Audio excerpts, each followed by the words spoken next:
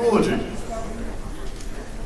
All right, so again, now that I have everyone's attention, hopefully, we are going to talk about the four component, or the 4 for 4, which are the 4 components we want you thinking about for the 4-year college application. What I will say is, if you're thinking community college, military, apprenticeships, all that good stuff, we will have sessions for those. We will send information on it, but this is intended to address kind of the 4-year college application process here at Marshall.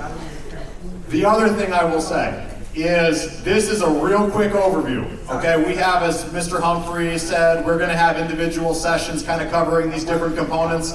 So if there's something particular you have a question about or you wanna learn more about, then we encourage you to attend that session.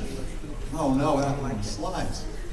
All right, so the 4 components I'm going to talk about today real quickly. We're going to go over testing. I'm going to spend most of the time on just kind of letters of recommendation and what that process looks like here at Marshall.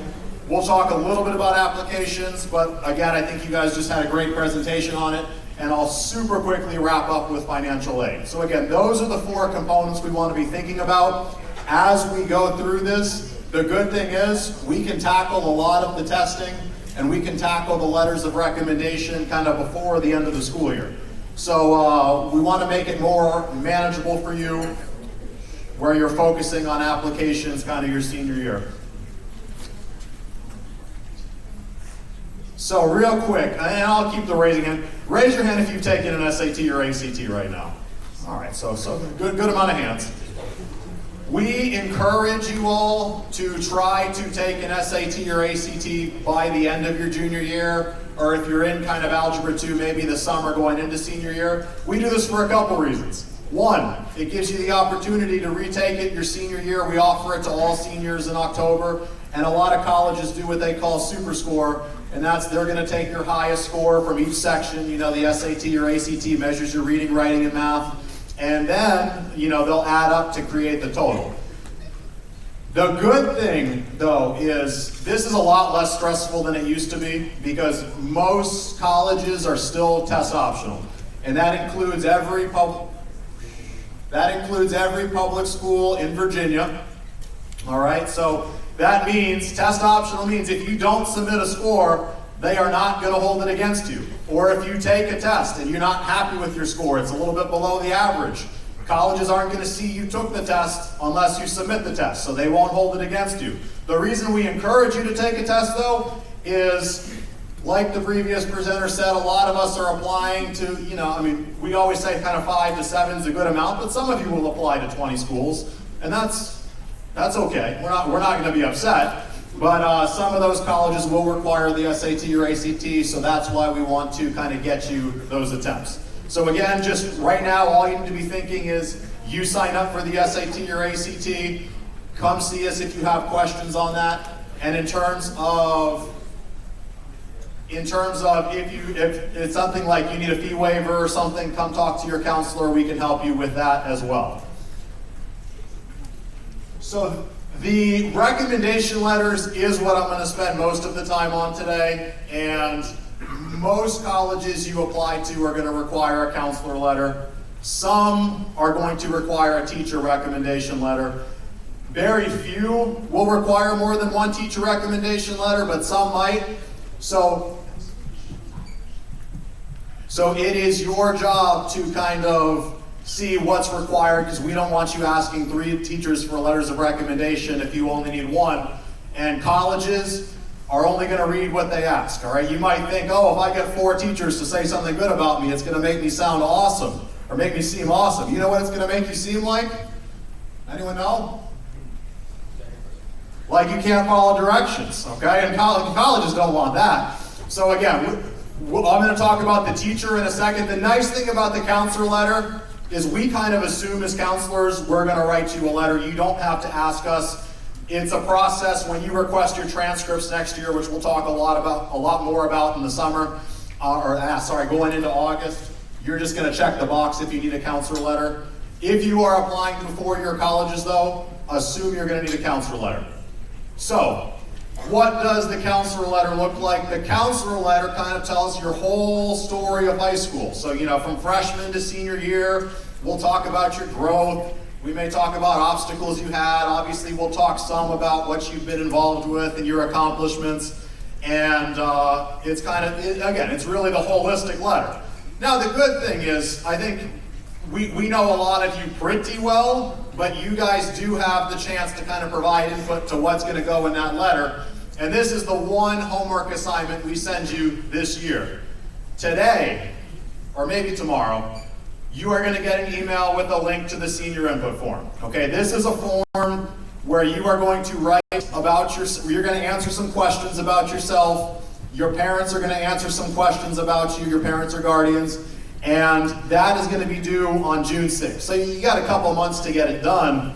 It's just, we really say, be intentional about this input form. Okay, see the questions, write out the answers. We encourage you to use a word processor and kind of copy and paste when you're ready to submit, because if you write one sentence answers and I don't know you that well, do you think your letter is going to be very thorough?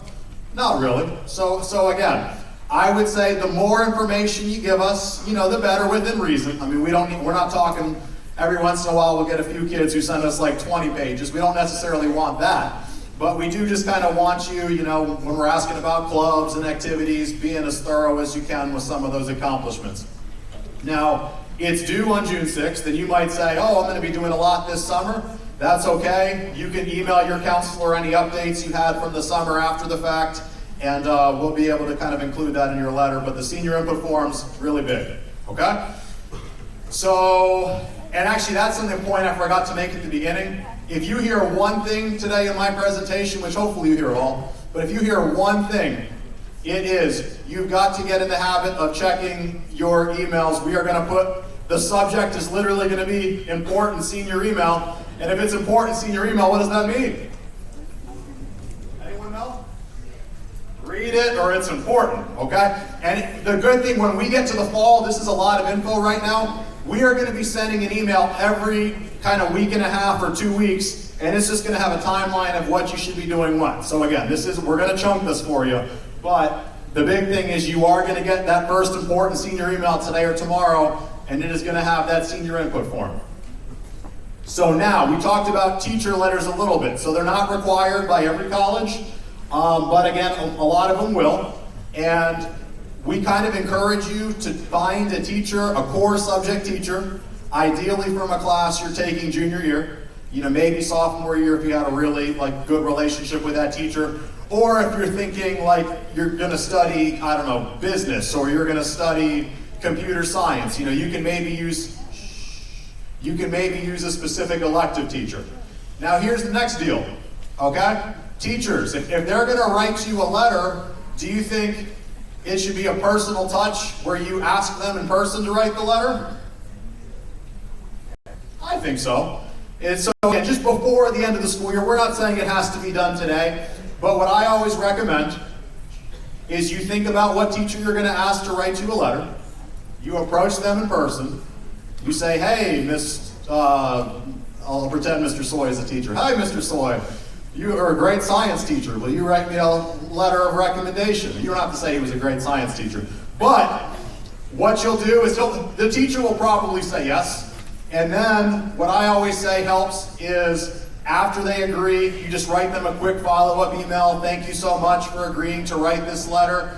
And this is where you can kind of include a point or two you would like the letter to kind of cover. So a teacher letter of recommendation, unlike a counselor, it's not talking about your whole story. It's just talking about your contributions in a specific class. So it might talk about how great you were with classroom discussions, or how you brightened up the classroom atmosphere.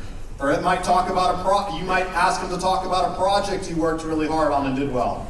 You might ask a teacher you kind of struggled at the beginning and got better, and you just want the teacher to kind of showcase that growth. So those are the type of things that a teacher's letters of recommendation will cover. And we always say it's a good idea to follow up with that email and just kind of say, hey, maybe you can include this, so the teacher might ask you, because teachers have 150 students, and they might have taught you a year or two ago. So I think any teacher will kind of appreciate that reminder about what you might like to cover. But again, that's kind of the big thing, the counselor letter, the teacher letter. You don't have to worry about the counselor letter right now other than doing your senior input form if you're applying to four-year colleges next year. And for teacher letters, we would really say just before the last day of school this year, try to find that teacher or two that is required. But are there any questions on letters of recommendation of the senior input form I can answer right now? Yes.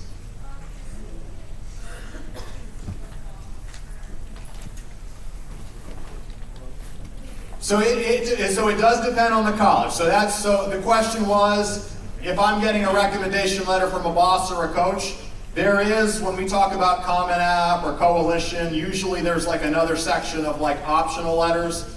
A lot of colleges might not want to see them, but if they do, or there's that section, yes, you can still ask a boss or a coach. It's just, if they are asking for a teacher letter of recommendation, don't assume the boss or the coach will take place of it, if that makes sense.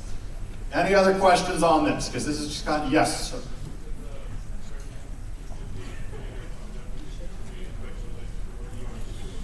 Well, either relate, the teacher letter, it could be a core subject, so it doesn't have to be what you're related to, but if you're thinking I really want to study science or computers or whatever, I think sometimes it does help to have a teacher kind of in that content area. Yes? No, that is a good question. Okay, so are you able to read what your recommender writes about you? So there is, we'll talk about this later, but there's a box you check on your transcript form that basically says, I waive the right to read my recommendation letters. We encourage you to check that box, because if you don't check that box, that big box goes to colleges, and they know it's kind of a biased letter. You want kind of and I'm sure whoever you pick and your counselors are going to write great things about you, but we want the letters to kind of be unbiased or sway, so we ask you to check that box. So long story short, you shouldn't be able to read the recommendation letter. And when we get to that process later, when you create your Common App or your Coalition or your college application site, you email, and this could be done in the fall. You're asking to get the letter now, but you'll email them a link where the teacher or the counselor will submit the letter directly to the institution. All right. Yes?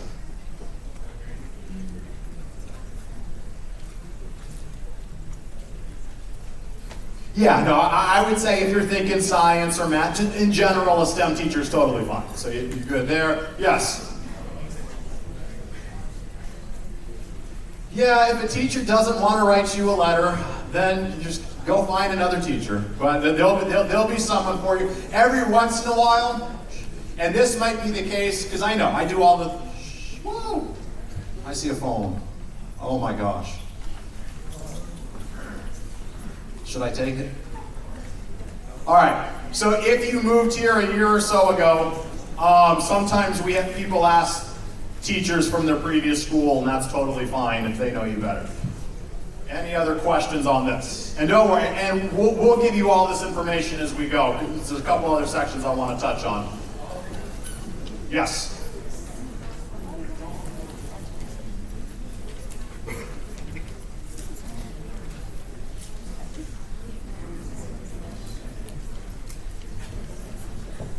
Yeah, I would say it's kind of a cost-benefit analysis. Like if you ask a teacher in a different subject, but they like you a lot or have a lot of good things to write about you, it's probably going to be okay. It's not all one-size-fits-all approach.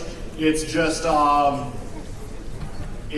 you try to find a teacher that'll say good stuff about you, and when push comes to shove, if you're in doubt, try to pick something closer to what you're going to study. Real quickly, you can ask your follow-up questions to any of your counselors. We're going to be here all year. I got 2 quick sections, and I only got 5 minutes to go. So super quick, so we already talked about the senior input form. That email's coming today. Due Friday the 6th. More information, the better. Okay, we talked about parts 1 and 2. So super quick, on the application process, it's the big things you're doing now, just researching where you want to go to college. How many of you are going to go visit some colleges over spring break? A lot of you, that's like the ideal time. Classes in session, you get a feel for what the campus is like. Once you kind of find those schools you want to apply to, we already talked about decisions, so you all know early decision, early action, all that good stuff. We talked a lot about essays. The big part of the application process really is kind of working on your essays. You can see the essay questions on Common App, they're already up for next year, right, Mr. Humphreys? So you can start working on your essays whenever. I typically say, I really say the summer is the perfect time to kind of start to work on your essays, and then like Mr. Humphrey said, you can get essay help after school. The big thing I'll say is you guys might be applying to 5 or 10 schools, or some of you 15. Keep a spreadsheet with deadlines. Just know what's asked of them. It's going to help you a lot in the long run. And then the last thing, and this is more so I think for next year now, you can start to apply to some scholarships now, and on the Schoology page for the College and Career Center, Mr. Humphreys keeps a very nice kind of financial aid tab with scholarships, so you can look into that. The big thing I want to say though is the FAFSA, Federal Financial Aid. If you are able to do this form, it can be started in the beginning of October, and sometimes we say your parents might think, oh, we make too much money, we're not going to qualify for aid. Still do it, because a lot of colleges require the FAFSA to be done to get merit-based scholarships. And then if you do the FAFSA, you might qualify for grants, which is basically like scholarships. It's free money, you don't have to pay back. You might get loans from the government, which are a much better rate than at the banks right now. And a lot of colleges might offer you work-study programs where you can apply, or you can get jobs on campus to help pay off your tuition. So those are kind of the 4 components. It's a lot. We'll break it down for you. But again, testing, working on getting those letters of recommendation. In the summer and fall, you'll kind of start to work on the application more. And financial aid's kind of the last piece. What I will say, anyone want to guess how many 4-year colleges there are here in the U.S.? Someone guess. I heard 303. Any other guesses?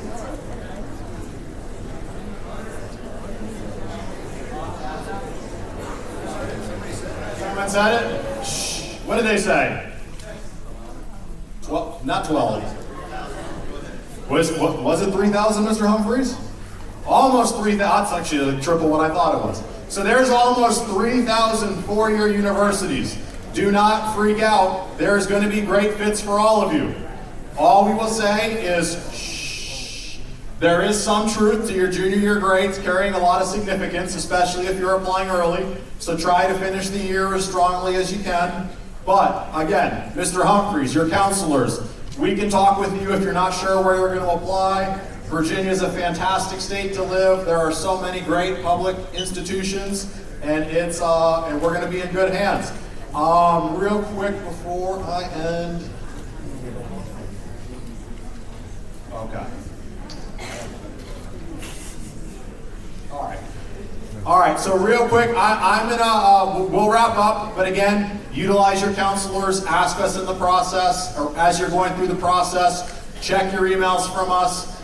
Again, I know we've been your counselor for 4 years, but it does feel like every year we really get to know you a lot better the first semester of senior year. So again, please don't shy away from us. All right, I'm gonna hand real quickly the microphone over to Mr. Soy, and then you guys be awesome statesmen, off your phones and just paying great attention today and choose your sessions wisely. Alright guys, so I'm really going to quickly talk about FTP. Please raise your hand if you know what the freshman transition program is. Alright, so something that we started doing this year is if you participate in the freshman transition program as a mentor, then you can get the Black Service Corps without getting the full 40 service hours. All right, we will be conducting interviews and we're gonna get that information out to you. Basically, we'll send out a spreadsheet, you'll sign up for what time you wanna meet with one of the counselors, or we'll ask you some questions and see if we think you'll be a good fit for the program. The way it works, guys. All right, so we're gonna have about 2 or 3 mentors in each freshman class, and it'll be about 6 weeks that you are in there, like during advisory. And we're not expecting you to run like a classroom lesson or anything. It's really just about building a culture and helping them get adjusted and used to being in the room with each other and like making new friends. There are a couple of mandatory dates that we will send out to you that you have to be available for the FTP training. Those take place about a week or 2 before school starts, and we will get that information out to you. If you cannot make that date, then do not sign up for an interview, all right? That is it from me. Okay, everybody, last look at the schedule. Here's what we're gonna do. Pick your 3. Remember those notes. 2 of the sessions are only offered 2 times, not all 3. So make sure you see that on your piece of paper. Listen up, guys. I need your attention so you don't go to an empty room. Shh.